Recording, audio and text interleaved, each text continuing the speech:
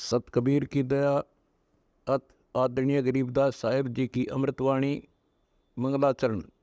गरीब नमो नमो सत पुरुष को नमस्कार गुरु के नहीं, सुर नर मनजन साधुआ संतो सर्वस दे नहीं। सतगुरु साहेब संत सब दंडो तुम प्रणाम, आगे पीछे मध्य हुए तिनको जहाँ कुर्बान। नराकार निर्विषम काल जाल व बंधनम, निर्लेपम निज निर्गुणम अकल अनुबेषुंडनम। सोहम सुरति समाप्तम सकल समाना निर्तल, उज्ज्वल हिरंबर हर दमंबे पर वह अथा है, वार पार नहीं मध्यतम। अनाहद मंत्र सुखसलाद मंत्र, अजोख मंत्र बेसुन मंत्र, निर्वाण मंत्र थीर है। आदि मंत्र युगादि मंत्र, अजल अभंगी मंत्र, सदा सत्संगी मंत्र, लौलीन मंत्र गैर गंभीर है।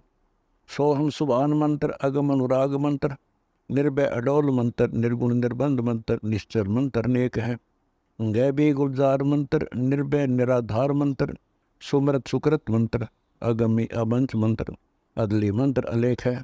फजलम फराक मंत्र, बिन रसना गुणलाप मंत्र, झिलमिल जहूर मंत्र, सर्वंग भरपूर मंत्र, सैलान मंत्र सार है। निरंकार गरक मंत्र, तेज पुंज परख मंत्र, अदली अबंध मंत्र, अजप्पा निरसंद मंत्र, अविगत अनहद मंत्र, दिल में दीदार है। वाणी विनोद मंत्र, आनंद असोद मंत्र, कुर्सी करार मंत्र, अनबय उचार मंत्र, उज्ज्वल मंत्र अलेख है। साहिब सतराम मंत्र, साई निकाम मंत्र, पारक प्रकाश मंत्र, हीरंबर हुलास मंत्र, मौले मलार मंत्र, पलक बीज खलक है। कौन ब्रह्मा का पिता है, कौन विष्णु की माँ, शंकर का दादा कौन है, हमको दे बता। यह जानने के लिए कृपया सुनिए जगत गुरु तत्वदर्शी संत रामपाल जी महाराज की। आवेगा मन मान जा बुढ़ापा, आवेगा मन मान जा बुढ़ापा, आवेगा मन मान जा बुढ़ापा आवेगा। बिना भजन तेरी होवे दुर्गति, तू पड़ा पड़ा पछतावेगा। मन मान जा बुढ़ापा आवेगा, मन मान जा बुढ़ापा आवेगा। बिना भजन तेरी होवे दुर्गति, तू पड़ा पड़ा पछतावेगा। मन मान जा बुढ़ापा आवेगा। भाई बचपन गया या जवानी भी जागी, घना अंधेरा छावेगा। बचपन गया जवानी भी जागी, घना अंधेरा छावेगा।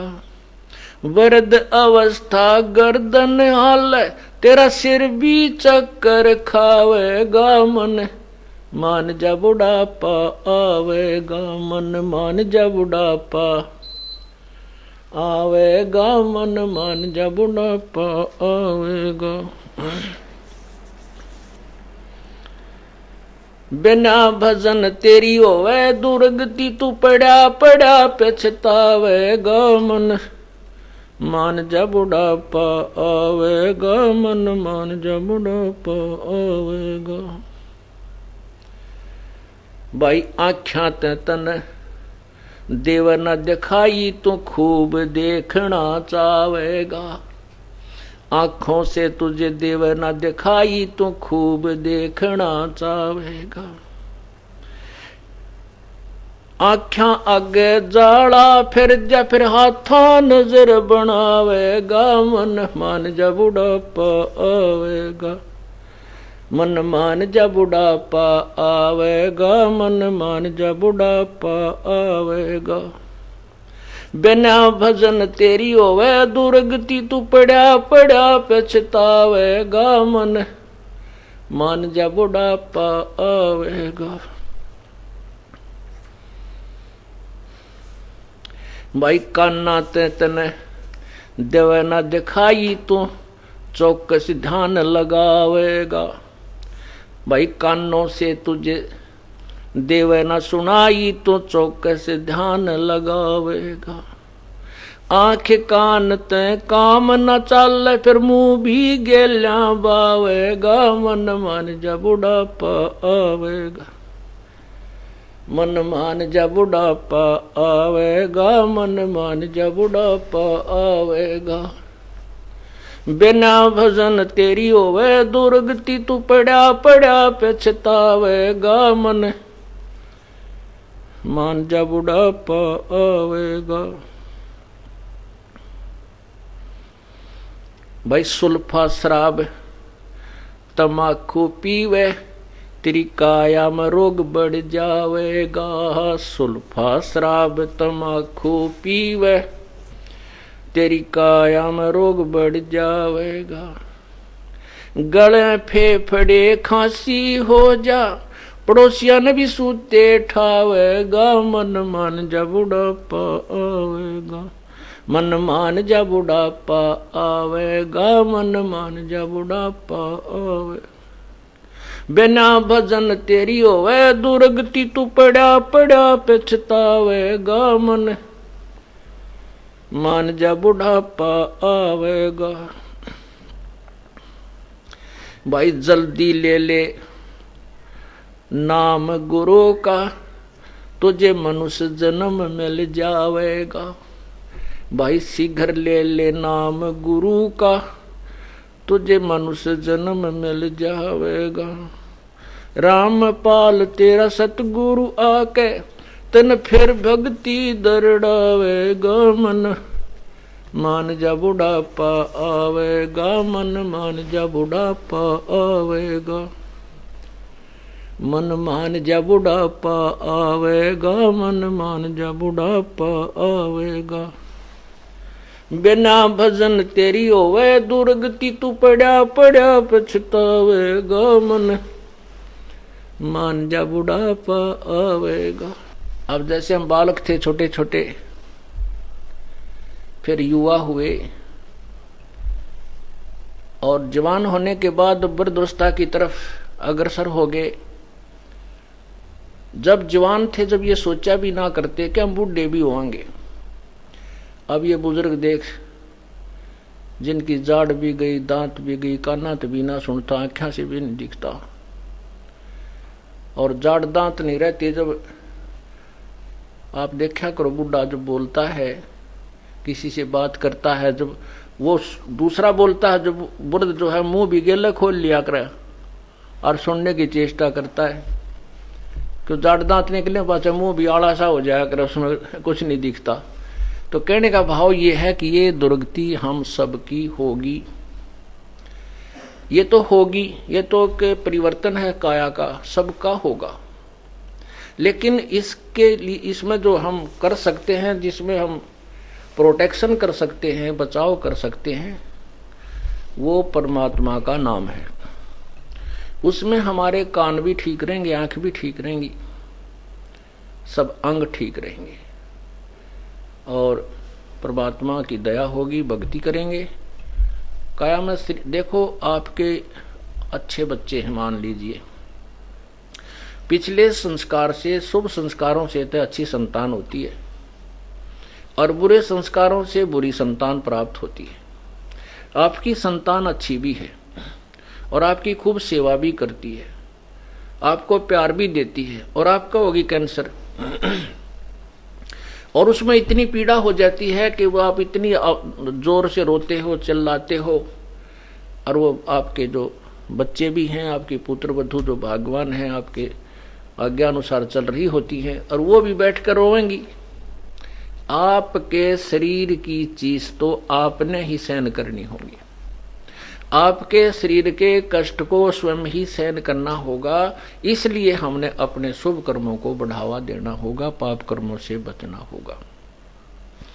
इस सारे कुछ समझाने का उद्देश्य यही है कि ये प्राणी परमात्मा के नाम पर लाग जाए किसी प्रकार शाम दाम दंड भेद से किसी प्रकार भी कोई सी भी विधि से ये प्रभावित होकर के प्रभु के चरणों में आ जावे तो इसका जो है उपचार शुरू हो जाएगा। दर्शन आपकी झोपड़ी पे आके करूंगी आपके घर पे आके करूंगी। परमात्मा फिर पहुंच गए क्योंकि अपने बाग को लगा करके माली संभालता रहता है, अपने बूटे को लगा करके संभालता रहता है। जैसे ये सत्संग हो रहा है, ये परमात्मा के बाग में ये बूटे दास ने लगाए हैं, तो ये सत्संग रूपी अमृत जल से सींचा जा रहा है। ये धीरे धीरे पेड़ हो जाएंगे और बहुत दृढ़ हो जाएंगे। वैसे तो हो चुके हैं, क्योंकि इतना भयंकर तूफान आया था ये 12 जुलाई 2006 को, लेकिन हमारा कोई भी पेड़ टस से मस नहीं हुआ। परमात्मा का बाग ज्यों का त्यों दृढ़ रहा। इसलिए सत्संग में बुला बुलाकर आपको सिंचाई की जाती है, आपको दृढ़ किया जाता है। सारी पृथ्वी एक तरफ होगी, एक दिन परमात्मा के बच्चे एक तरफ होंगे। इनको कोई टस से मस नहीं कर सकेगा, क्योंकि ये ज्ञान ऐसा है। इसी प्रकार मंदोदरी ने जब पता चला, कबीर परमात्मा मुनिंदर जी फिर पहुंच गए श्रीलंका में, क्योंकि अपने बूटों को जो पौधे लगाए हैं अर्थात जो शिष्य बनाए हैं उनको संभालते रहते हैं। उसी उद्देश्य से प्रभु आ गए तो करमवती चंद्र विजय की पत्नी ने अपने राजा की रानी से, मंदोदरी से जाकर कहा कि हे रानी, गुरुदेव आ चुके हैं। मंदोदरी तुरंत ही वहां पहुंच गई और परमात्मा के चरणों में शीश रखा। अभिमान नहीं किया कि मैं रानी हूं और एक साधारण से व्यक्ति एक ऋषि के आगे मत्था टेकूंगी। पुण्यात्मा में ये लक्षण होते हैं, उसके बस की बात नहीं होती। उसके पिछले पुण्य इतनी कमाई होती है, उसके अंदर इतनी कीमत होती है, वह स्वतः झुक जाती है। जैसे भक्तिहीन प्राणी होते हैं जिनके पूर्व जन्म की कोई भक्ति नहीं होती, या इस जन्म में भी उसने कोई ऐसी क्रिया नहीं प्राप्त हुई जिससे उसमें भक्ति धन प्राप्त हो, उसे भक्ति धन इकट्ठा हो, अर्थात उसकी कोई भक्ति बन रही हो, तो वो व्यक्ति आकड़ नहीं पाड़ा करे, वो झुकता नहीं, वो अभिमानी होता है। ऊंट की तरह ऊपर ने गर्दन करके चलेगा और चौड़ी टांग धरेगा। ऐसा जब तक तो हो सकता है पुण्यात्मा को ज्ञान ना हो, तो अनजानपने में कोई भी ऐसे अभिमान कर सकता है, कोई भी इस प्रकार की क्रिया कर सकता है। जब ज्ञान हो जाता है फिर उस पुण्यात्मा में वह प्रक्रिया नहीं रहती, वो सीधा एक सभ्य व्यक्ति की तरह चलता है, सभ्य व्यक्ति की तरह व्यवहार करता है, और उसके अंदर एक इतना गुण आ जाता है कि वो परमात्मा के दरबार में झुके बिना नहीं रह सकता। ये उसकी जैसे सरसों होती है, जब तक सरसों की फली कच्ची होती है उसकी कीमत नहीं बनती, उसमें दाना नहीं बनता, तो ऊपर को खड़ी रहती है ऐसे। और जितनी भी वह परिपक्व होती जाती है उसमें सरसों का दाना बन जाता है, उसमें वजन बन जाता है, उसकी वैल्यू बन जाती है, कीमती बन जाती है, तो वो झुकना शुरू कर देती है और अंत में इतनी झुक जाती है कि जमीन को छूने को हो जाती है। उसमें उसकी कीमत बन गई, सरसों के दाने उसमें भर गए फलियों में, वो कीमती बन गई। और जब तक वो कच्ची थी उसमें वह ना किसी कर्म की नहीं थी, ना उसका खल बने ना तेल बने, तब तक वो आकड़ पाड़ रही थी, ऊपर ने ऐसे खड़ी थी। जितनी कीमत होती चली गई उतनी ही वो झुकती चली गई। ठीक इसी प्रकार जो पुण्यात्मा पूर्व जन्म की कमाई से परिपक्व भरे हुए हैं, कुछ शेष रह गई थी, वो उसमें पार ना हुए, अब सत्संग में आते हैं तो वो झुके बिना रह ही नहीं सकते। उनका स्वभाव, हम तो पत्थर के सामने प्रणाम किया करते थे, 2 ईंट लगा करके माता बना रखी होती जिस पर कुत्ते मुत्या करते, हम उस पर भी नमस्कार किया करते थे, क्योंकि हमारे अंदर वो गुण था, हमारे अंदर वो कीमत थी, भगवान का धन था, वो हमें झुकाए बिना छोड़ता नहीं था। और अब तो हमें रास्ता ही अकॉर्डिंग टू शास्त्र मिल गया। अब तो झुकन की बात छोड़, कोई नाट गर्दन मांगे तो भी सहर्ष स्वीकार दे देंगे परमात्मा, कभी ले लीजिए। पुण्यात्माओं के अंदर ये गुण होता है।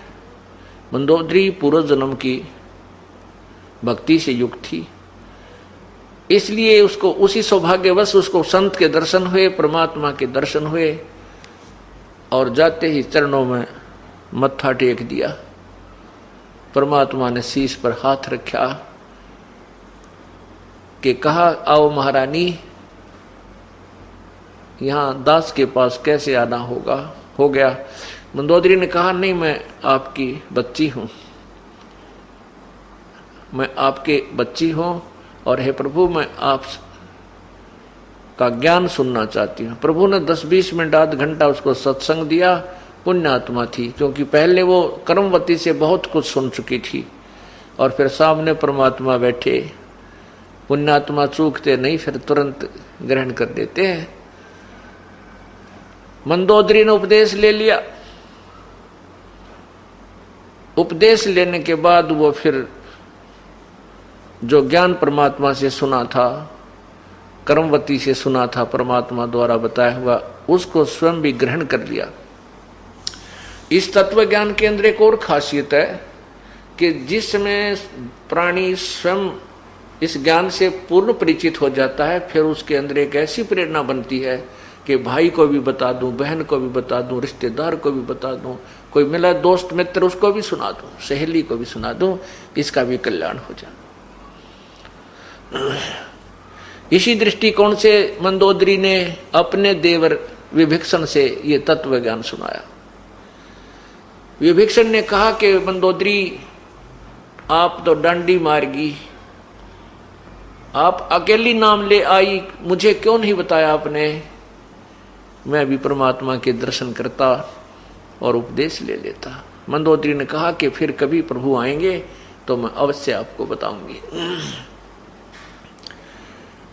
परमात्मा ने फिर जाना ही था।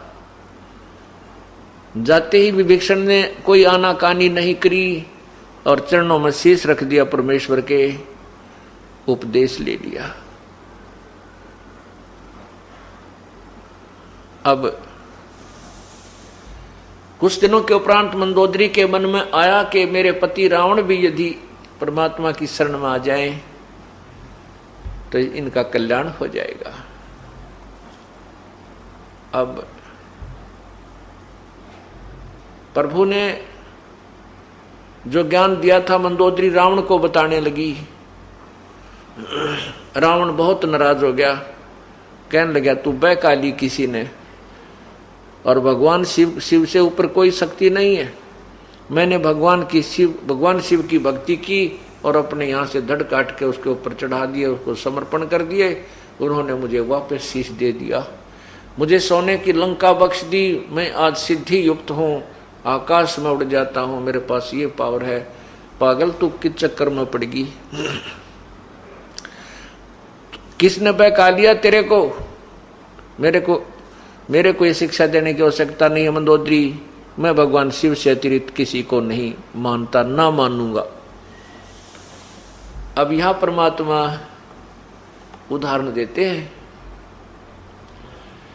कि एक कोयल पक्षी होता है, कोयल, और कोयल जो मादा है वो अलग से घोंसला बना करके अंडे नहीं देती, बच्चे नहीं उत्पन्न करती, क्योंकि कौवे जो होते हैं वो कौवे और कौवी उस कोयल के अंडों को खा जाते हैं, वो उनको सफल नहीं होने देते, उनमें से बच्चे उत्पन्न नहीं होने देते। तो कोयल क्या फार्मूला अपनाती है? मादा कोयल जब अंडे दे देती है किसी घोंसले में, और जिस समय वो कहीं चुग्गा चुगने जाती है मादा कौवी, तो पीछे से वो मादा कोयल उस कौवे वाले घोंसले में जहां पहले 2 अंडे दे रखे होते हैं, अपने अंडे उस समय उत्पन्न कर जाती है। अब वो कौवी आती है, वो देखती है 4 अंडे हैं, वो पहचान नहीं पाती मेरे कौन से हैं, दूसरे के कौन से। इस दृष्टिकोण से वो चारों को ही से देती है, चारों को ही वो सफल कर लेती है, उसमें से बच्चे निकल जाते हैं। जब वो बच्चे बनते हैं तो एक जैसा कलर होता है, एक जैसी उनकी क्रिया होती है, उनमें कोई पहचान नहीं कर सकता ये कौन सा कौवे का है, कौन सा कोयल का। अब कोयल देखती रहती है दूर बैठकर वृक्ष की टहनी पर देखती रहती है कि मेरे बच्चे उड़ने लग गए कि नहीं, और पहचान कोयल को भी नहीं होती कि मेरे कौन से हैं, कौवे के कौन से, और पहचान हो जाए तो वो उनको ले नहीं सकती क्योंकि वो उस कौवे के साथ घुल मिल चुके हैं। तो क्या फार्मूला अपनाती है, दूर पेड़ पर बैठकर वो कुहू कुहू की आवाज लगाती है। जो कोयल के बच्चे होते हैं वो ऐसे देखते हैं वो, क्योंकि जब वो उड़ने लग जाते हैं देख लेती है कि दूर तक उड़कर चले जाते हैं, फिर वापस आ जाते हैं, उस समय वो कुहू कुहू की आवाज लगाती है दूर पेड़ पर बैठकर। अब वो कोयल वाले दोनों बच्चे ऐसे चारों तरफ नजर घुमाते हैं कि ये आवाज कहां से आई। फिर वो उड़कर उस आवाज की तरफ चल पड़ते हैं। उधर से कौवी देखती है कि तेरे बच्चे गए, वो उनके पीछे दौड़ती है। वो काफी दूर वो कोयल फिर उड़कर आगे चली जाती है, कुहू कुहू करने लग जाती है। कोयल के बच्चे फिर आगे उड़ जाते हैं, अपनी माँ के बोली की तरफ भाग लेते हैं, उड़ जाते। अब वो कवि सोचती है कि ये तो गए, कहीं मेरे दूसरे बच्चे भी ना चले जाएं। वो वापस आ जाती है और कोयल अपने बच्चों को साथ लेकर चली जाती है। पुण्यात्माओं, परमेश्वर ने अपनी पुण्यात्माओं को, जो पहले किसी समय में, किसी सतयुग त्रेता द्वापर कलयुग में परमात्मा की भक्ति से जो परिपक्व हुए हैं, उनको इसी काल के लोकों में जो केवल ब्रह्म की साधना करने वाले, आन उपासना करने वालों के ही घोंसलों में, उन्हीं के घरों में जन्म दे दिया। और अपनी अमृतवाणी की बोली को फिर बोला। जो परमात्मा के बच्चे हैं वो तो तुरंत समझ जाते हैं, जो पूर्व जन्म की कमाई जिनके साथ है, कभी परमेश्वर के चरणों में जो पुण्यात्मा रही हैं, वो तो तुरंत समझ जाती हैं और तुरंत ही नाम ग्रहण करके अपनी क्रियाएं शुरू कर देती हैं। एक घर में 4 सदस्य हैं, दोनों नाम ले लिया, 2 कति नहीं मानते, चाहे कितना समझा दे, विरोध करते तो समझ लेना कि वो कोयल के बच्चे नहीं हैं, वो पिछले जन्म में कभी भक्ति प्रभु की नहीं कर पाए। इसी प्रकार परमात्मा कहते हैं, हमारी बोली बोल है सो देसी मारा। हमारी बोली वो लह माने पहचान है, जो देसी मारा, जो हमारे देश में जाने योग्य, यानी उसकी प्रक्रिया प्रारंभ हो चुकी है, वही हमारे इस वाणी को, हमारे उद्देश्य को समझ सकता है।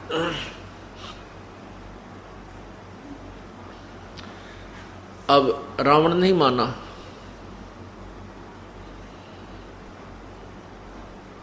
एक दिन कुछ समय उपरांत रावण ने एक और उत्पन्ना कर दिया।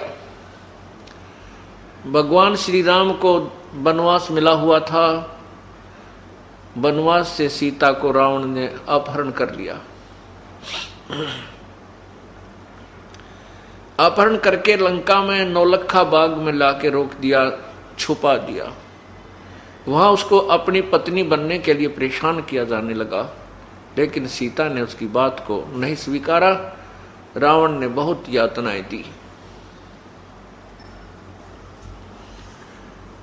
एक दिन परमात्मा फिर चले गए लंका के अंदर।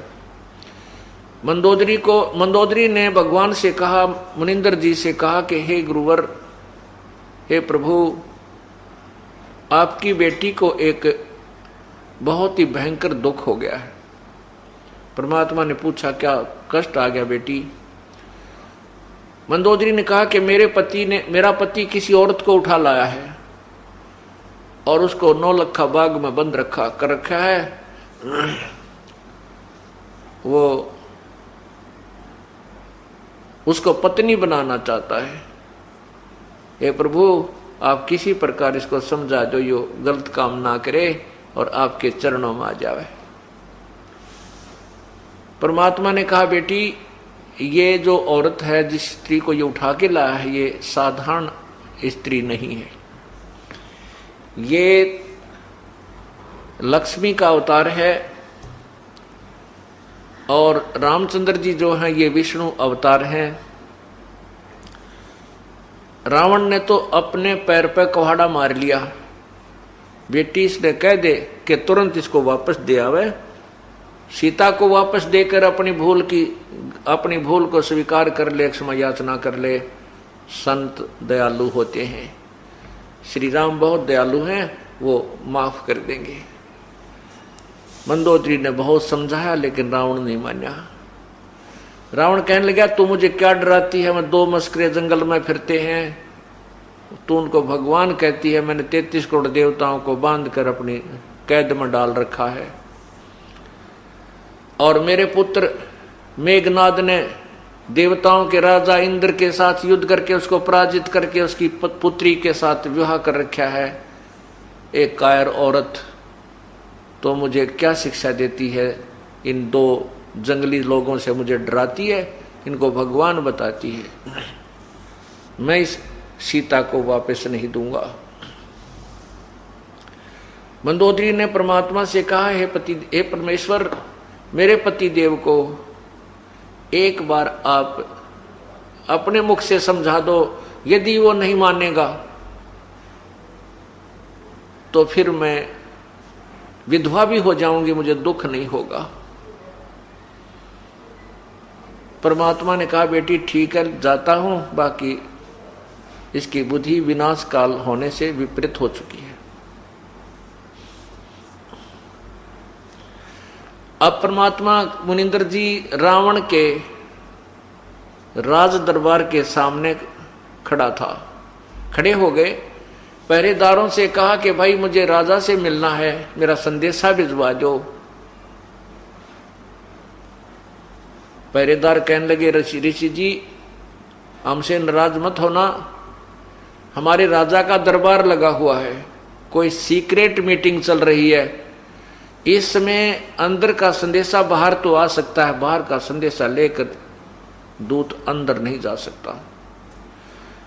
परमात्मा वहां से अंतर ध्यान हुए और रावण के दरबार में, जो रावण ऊंची स्टेज पर विराजमान था, उसके सामने जाके प्रकट हो गए। रावण ने देखा कि ये व्यक्ति कैसे आ गया, ये ऋषि कैसे आ गया इस राज दरबार में, इसी सीक्रेट मीटिंग चल रही थी, किसने आने दिया? उन पहरेदारों को बुलाओ और उनकी गर्दन को कलम कर दो। बड़ा क्रोधी था रावण, क्योंकि तमोगुण का उपासक था, भगवान शंकर का उपासक था। परमात्मा ने कहा कि रावण, आपके पहरेदारों ने मुझे मना कर दिया था, उन्होंने बाहर से लॉक लगा रखा है, अंदर आने का कोई रास्ता नहीं है। रावण ने पूछा, फिर आप कैसे आए?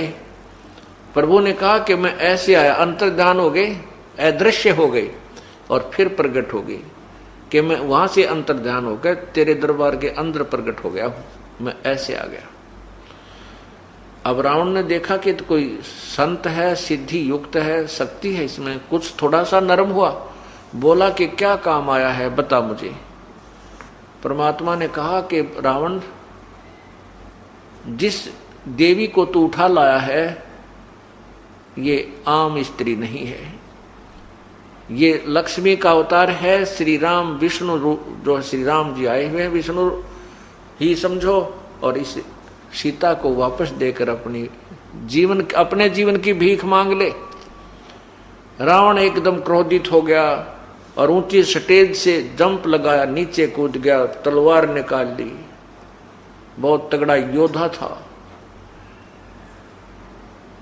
तलवार निकालकर गुस्से में जाकर के भगवान के यानी मुनिंदर जी की गर्दन को काटने के लिए ऐसे तलवार का वार किया, अटैक किया उस कृपाणते।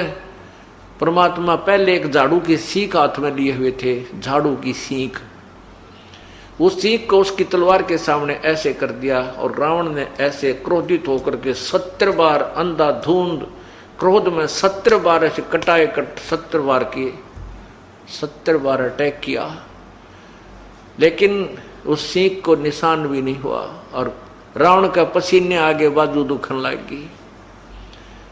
तो परमात्मा ने कहा, देख नालायक, इस निशान के, इस सीख के निशान भी नहीं है तेरी तलवार का, आंख खोल ले। अब रावण समझ गया कि तो भाई कोई अपरंपार शक्ति है, पर यह अभिमान बहुत बुरी चीज है, जीव को ठिकाना नहीं आने देता। वो वापस जाकर के अपने राज उस बैठ करके सिंहासन पर कहने लगा, ऋषि जी तू जा चाहे ना जा, मैं तेरी बात ने कति स्वीकार नहीं करूं। परमात्मा बोला, ना स्वीकार करे तो कुएं में पड़े। मैं यूं चला भाई, वापस आ गए। अब कहते हैं विनाश काले विप्रता बुद्धि, कोई अच्छा ज्ञान दे तो भी कड़वा लगता है, चाहे भगवान क्यों ना आ जा।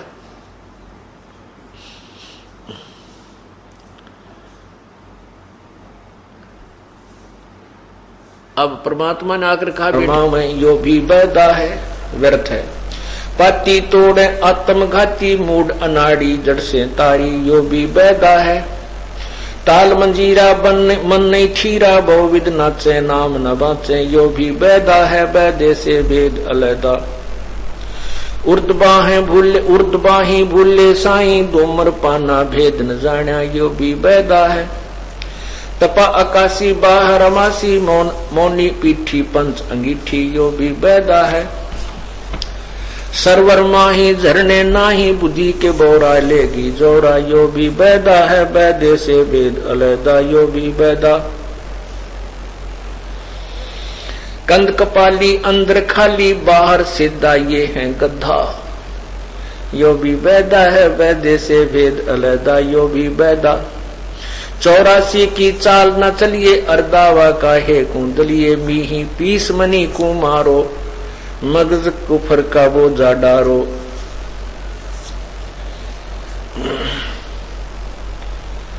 लंगर लोभी अंदर से ऊपर सो भी, अंदर कड़वा भांडी भरवा, यो भी बैदा है, बैदे से वेद अलैदा। अब क्या बताते हैं, सठ दर्शन सठ भेष कहावे, बहुविध धूंधू धार मचावे, तीर्थ व्रत करे तर बीता, वेद पुराण पढ़त है गीता, यो भी बैदा है। ये भी व्यर्थ है ये साधनाएं कि जो सत साधना को छोड़ के अन्य जो साधना करते हैं वो बहुत ही कठिन भी करते हैं, और ऐसी करते हैं कि जन साधारण को देखकर दंग रह जाता है।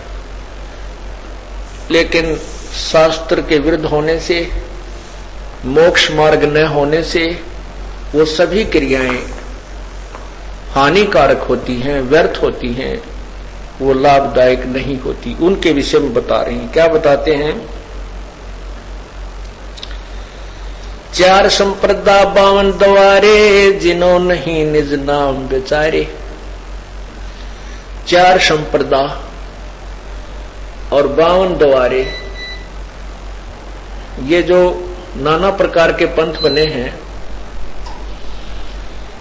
इनके विषय में बता रहे हैं कि इन्होंने निज नाम का विचार नहीं किया, सच्चा नाम इनको मिला नहीं, और उसके अभाव से इन्होंने साधनाएं भी की लेकिन वो व्यर्थ की।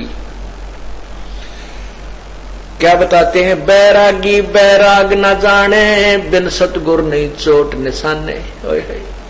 कहते हैं ये वैराग तो ले लेते हैं क्योंकि आत्मा परमात्मा के लिए युगों युगों से तरफ रही है, और उसको जो भी कोई थोड़ी सी परमात्मा की प्रेरणा की कहानी सुना देता है तो वो पुण्यात्माएं बहुत ज्यादा प्रभावित हो जाती हैं, और वो इतनी प्रभावित हो जाती हैं कि घर भी त्याग जाते हैं, बैराग ले लेते हैं, घर छोड़कर चले जाते हैं। तो परमात्मा कहते हैं वो भी व्यर्थ है। जब मार्ग मिला नहीं, साधना ठीक मिली नहीं, उस बैराग लेने से घर त्यागना भी व्यर्थ है। बैरागी बैराग न जाने, बिन सतगुरु नी चोट निशाने। बिन सतगुरु यानी पूर्ण संत के बिना निशाने पर चोट नहीं लगती, अर्थात यथार्थ ज्ञान, सच साधना और सच्ची भक्ति का ज्ञान नहीं होता।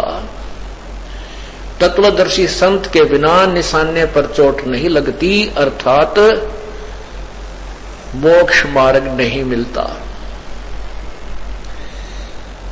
आगे क्या बताते हैं, सन्यासी 10 नाम कहावे, शिव शिव करे न संशय जावे। ये सन्यासी 10 नामी जो सन्यासी कहलाते हैं 10 नामी होते हैं। और वो क्या नाम है उनके 10? वो शिव के पुजारी हैं और उनके 10 नियम हैं और उन 10 नियमों का रोज जाप करते हैं। वो क्या क्या नियम है? ऐसा करो, ऐसा करो, ऐसा ना करो, इस तरह के उनके नियम हैं। तो परमात्मा कहते हैं कि इन नियमों के गुणगान करने से नहीं, सत साधना करने से जीव का मोक्ष होता है। सन्यासी 10 नाम कहावे, शिव शिव करे न संशय जावे।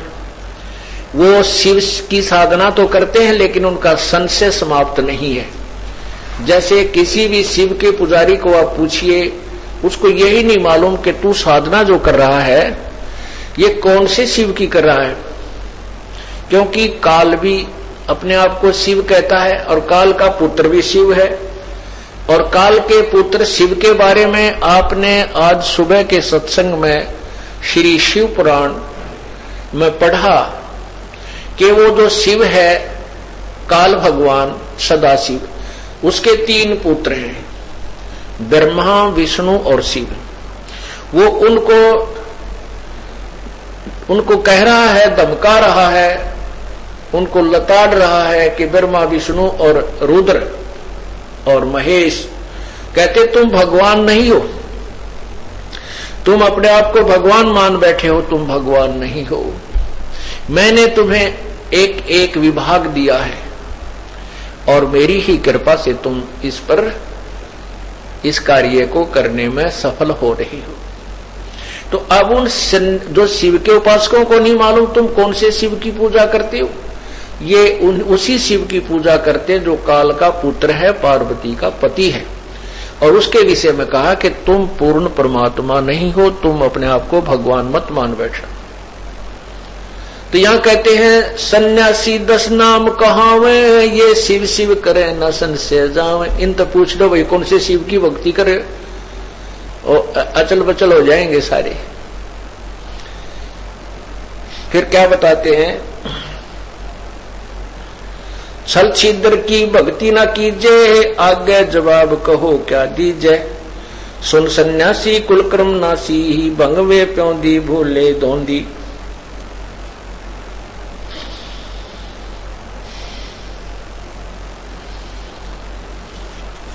आगे बताते हैं,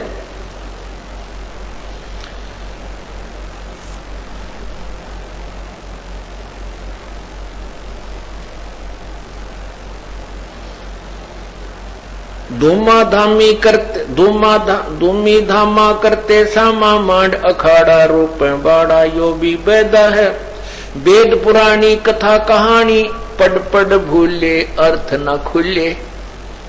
कहते हैं वेद पुराण गीता आदि इनको वेदों को ये पढ़ते हैं लेकिन इनसे अर्थ नहीं खुले, अर्थात ये वेदों के को यथार्थ रूप में नहीं समझ सके, ना पुराणों को ढंग से समझ सके और ना गीता जी को समझ सके। इसलिए इनकी क्रियाएं व्यर्थ हैं, वेदा है वो मोक्षदायक नहीं है।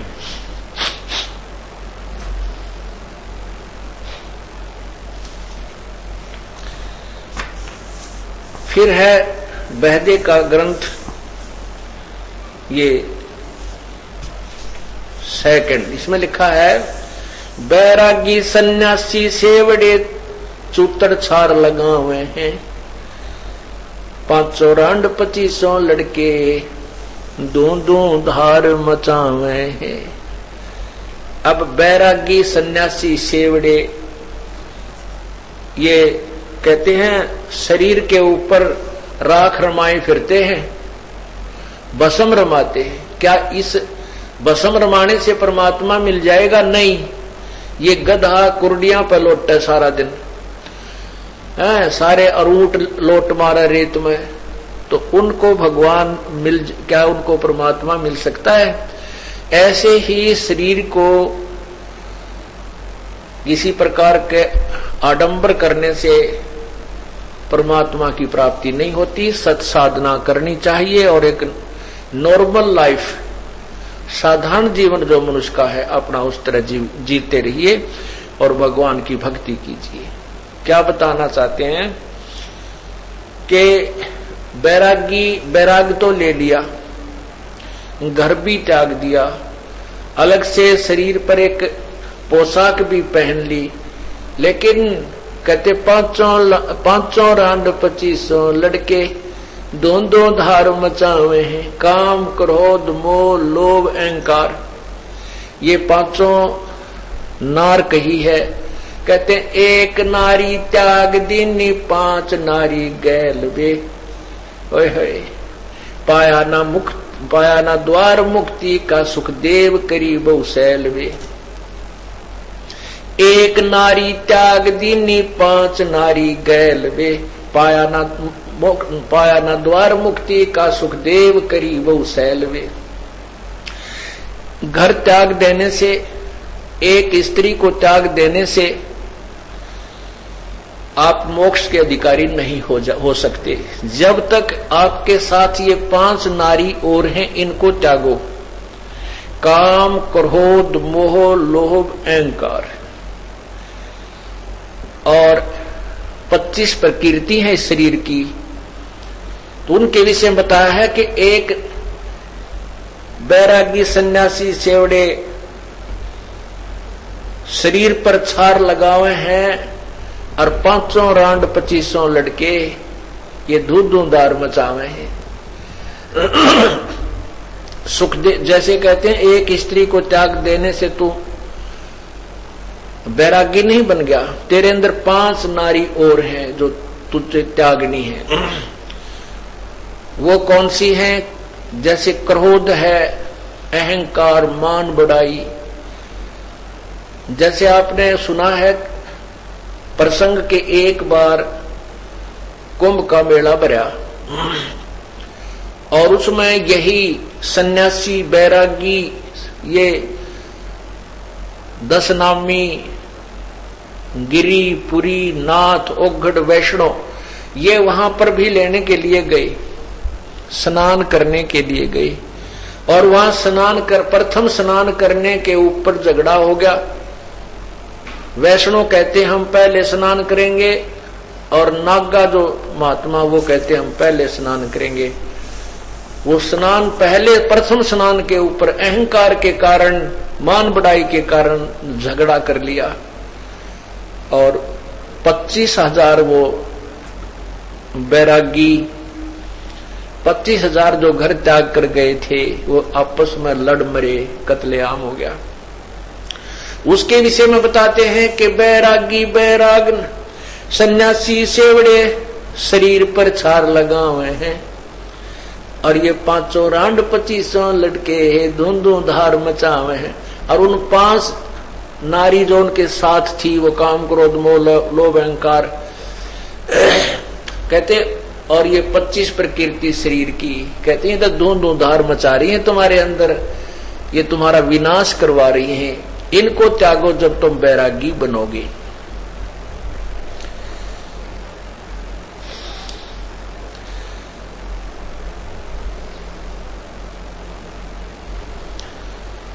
कंठी माला और मृगछाला सिर पर जटा रखा हुए हैं। परमात्मा की कथा सुनो, परमात्मा की कथा की चर्चा करो। इसके अतिरिक्त जो भी बातें करते हो, सुनते हो, वह सब व्यर्थ है। ऐसे ही आध्यात्मिक वीडियो देखने के लिए हमारे चैनल विश्व विजेता संत रामपाल जी महाराज को